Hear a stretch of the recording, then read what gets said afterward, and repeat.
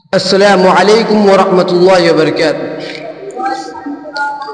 الحمد لله رب العالمين والصلاة والسلام على رسوله الكريم. أما بعد، أعوذ بالله من الشيطان الرجيم. بسم الله الرحمن الرحيم. من قتل نفسا بغير نفس أو فساد في الأرض فكأنما قتل الناس جميعا. সম্মানিত সভাপতি মহাশয়, শ্রদ্ধেয় বিচারক মণ্ডলী, প্রাণপ্রিয় শিক্ষকগণ ও এই প্রতিষ্ঠানের ছাত্রবিন্দু, আজকের এই বার্ষিক প্রতিযোগিতায় আমার বিষয়বস্তু হচ্ছে ইসলাম সন্ত্রাসের ধর্ম না। পৃথিবীর বুকে একমাত্র মনোনীত ধর্ম হচ্ছে ইসলাম, যার ঘোষণা দিয়ে আল্লাহ সুবহানাহু ওয়া তাআলা বলেন, ইন্নাদ-দীনা ইনদাল্লাহিল ইসলাম। ইসলাম কোনো মানব রচিত ধর্ম নয়, কোনো কাল্পনিক প্রথা নয়, বরং সেটা আল্লাহর প্রদত্ত, যাবতীয় অনিষ্ট থেকে পাক পবিত্র, সার্বিক ও কল্যাণ থেকে মুক্ত। এই ধর্ম মানুষকে মানুষ হতে শেখায়, পথহারা ব্যক্তিকে পথ দেখায়, নিরাশ ব্যক্তির মনে আশা জাগায়, অত্যাচারের বিরুদ্ধে কঠোর পদক্ষেপ গ্রহণ করে, প্রত্যেক অধিকারীকে সুনিশ্চিত করে, সৃষ্টিকে সৃষ্টির উপাসনা থেকে স্রষ্টার উপাসনা থেকে আহ্বান করে।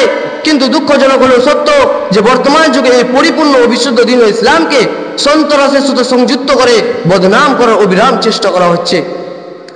যে ইসলামের মৌলিক উদ্দেশ্য সময়ের মধ্যে অন্যতম হচ্ছে হিফজুন নফস, অর্থাৎ প্রাণের সংরক্ষণ, সেই ধর্মকে প্রাণের বিনাশ কেন্দ্রিক অপকর্মের সাথে সম্পৃক্ত করে কুলসিত করার চেষ্টা করা হচ্ছে। সোশ্যাল মিডিয়া, বিভিন্ন সামাজিক প্ল্যাটফর্মের মাধ্যমে এই মিথ্যা গুজব এমন ভাবে প্রচার ও প্রসার করা হচ্ছে যে মনে হয় প্রত্যেক দাড়ি ও টুপিওয়ালা ব্যক্তি উগ্র এবং নিষ্ঠুর হয়। বলি আযুবিল্লাহ। আসুন আমরা একটু গবেষণামূলক দৃষ্টিতে ইসলামের শিক্ষাগুলির প্রতি দৃষ্টিপাত করি। ইসলাম আমাদেরকে শেখায়, মান কাতালা নাফসান বিগাইরি নাফসিন আও ফাসাদিন ফিল আরদি ফাকান্নামা কাতালা নাস জামিয়া। যে ব্যক্তি নরহত্যা অথবা পৃথিবীতে ধ্বংসাত্মক কাজ করার দণ্ডদান উদ্দেশ্য ছাড়া কাউকে হত্যা করলো, সে যেন পৃথিবীর সকল মানুষকেই হত্যা করলো। ইচ্ছাকৃতভাবে কাউকে হত্যা করলে ইসলাম বলে, ওমান ইয়াকতুল মুমিনান মুতাআম্মিদান ফাজাযাউহু জাহান্নামু খালিদান ফিহা ওয়া গাদিবা আল্লাহু আলাইহি ওয়া লা'নাহু ওয়া আ'আদ্দা লাহু আযাবান আযীমা। আর কেউ ইচ্ছাকৃতভাবে কোনো মুমিনকে হত্যা করলে তার শাস্তি জাহান্নাম, সেখানে সে স্থায়ী হবে এবং আল্লাহ তার প্রতি রুষ্ট হবে, তাকে লানত করবেন এবং তার জন্য মহা শাস্তি প্রস্তুত রাখবেন।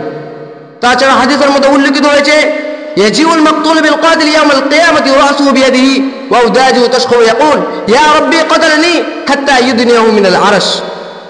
আর যাকে অন্যায়ভাবে হত্যা করা হয়েছে, সে হত্যাকারীকে কিয়ামতের দিন টেনে আল্লাহর আরশের নিকটে করে দেবে এবং অভিযোগ করবে, এই ব্যক্তি আমাকে হত্যা করেছে। এমনকি কেউ যদি কোনো অমুসলিমকে অন্যায়ভাবে হত্যা করলে তার সম্পর্কে সতর্কবাণী বর্ণিত হয়েছে, মান কাতালা মুআহাদান লাম ইয়ারিহ রাইহাতাল জান্নাতি ওয়া ইন্না রিহাহা তুজাদু মিন মাসিরাতি 40 আমা। আর যে ব্যক্তি কোনো জিম্মিকে কতল করে, সে জান্নাতের ঘ্রাণ পাবে না, যদিও জান্নাতের ঘ্রাণ 40 বছর দূরত্ব হতে পাওয়া যাবে। আপনি বিস্মিত হবে, আপনি অবাক হবেন, আপনি আশ্চর্য হবেন এই কথা শুনে যে ইসলাম শুধু মানুষ নয়, বরং পশু প্রাণীর জীবন সংরক্ষণের কথা বলে। যেমন কি একটি হাদিসে রাসূল সাল্লাল্লাহু আলাইহি ওয়াসাল্লাম বলেছেন, একটি স্ত্রী লোককে একটি বিড়ালের জন্য আযাব দেওয়া হয়, এজন্য যে সে বিড়ালটিকে আটকে রেখেছিল, পরিশেষে সেটি মারা গেল। যে মেয়ে, আর তার জন্য সে জাহান্নাম গেল। যে মেয়ে লোকটি বিড়ালটিকে বেঁধে রেখেছে, নিজেও পানাহার করেনি আর তাকে ছেড়েও দেনি, যাতে সে জমিনের পোকামাকড় খেয়ে বাঁচতে পারে।